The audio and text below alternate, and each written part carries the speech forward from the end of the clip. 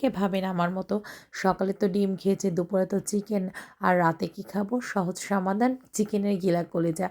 এটা রাতের রুটি বা পরোটার সাথে রাখতেই পারি। তো আমি এখানে ১ কেজি মতো গিলা কলিজা কিনে এনেছিলাম, সেটা আমি সুন্দরভাবে পরিষ্কার করে নিলাম। এখানে যদিও অনেকটা পরিষ্কার থাকে, তারপরেও হালকা পাতলা পরিষ্কার করে নিতে হয়। সেটা আমি করে একদম সুন্দর করে ধুয়ে অনেকবারই ধুয়ে গরম জল দিয়েও ধুয়ে নিয়েছি। ধুয়ে তারপরেও আমি আরও সেফ থাকার জন্য একটু লবণ দিয়ে গরম জলে ১০ মিনিট মতো ফুটিয়ে নিলাম। আর সেই ফাঁকে আমি বাকি প্রিপারেশনগুলো রেডি করলাম।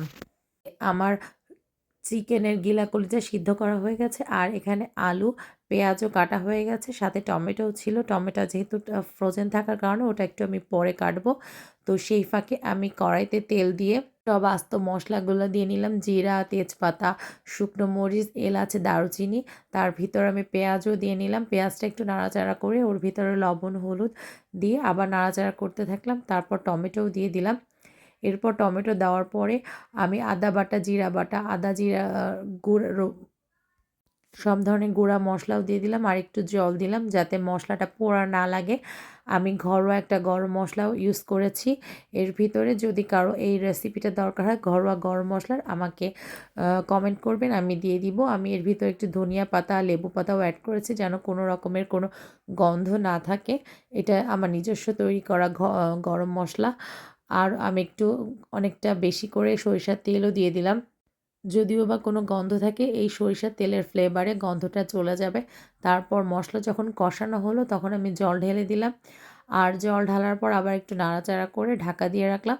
আমি ১০ মিনিটের জন্য টাইমার সেট করে দিলাম। ১০ মিনিট পরে ফিরে আসবো। মাঝখানে ৫ মিনিট পরে যদিও আমি একটু নাড়া দিয়েছিলাম।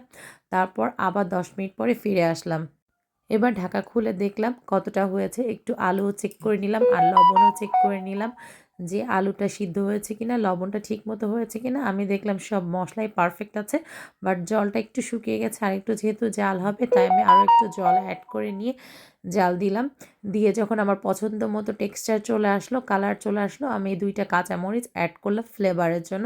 কারণ আমি অনেকটা পরিমাণ লাল মরিচের গুঁড়াও অ্যাড করেছি। তো রাত্রে এমনটা না ভেবে আপনার রুটি বা পরোটার সাথে সার্ভ করতে পারেন। ইভেন ভাত দিয়েও খাওয়া যায়। আমি আমার হাসব্যান্ডকে পরোটা দিয়ে সার্ভ করেছিলাম। আর আমার এই ভিডিও যদি আপনাদের ভালো লাগে তাহলে সাবস্ক্রাইব করে, লাইক, কমেন্ট করে পাশে থাকবেন।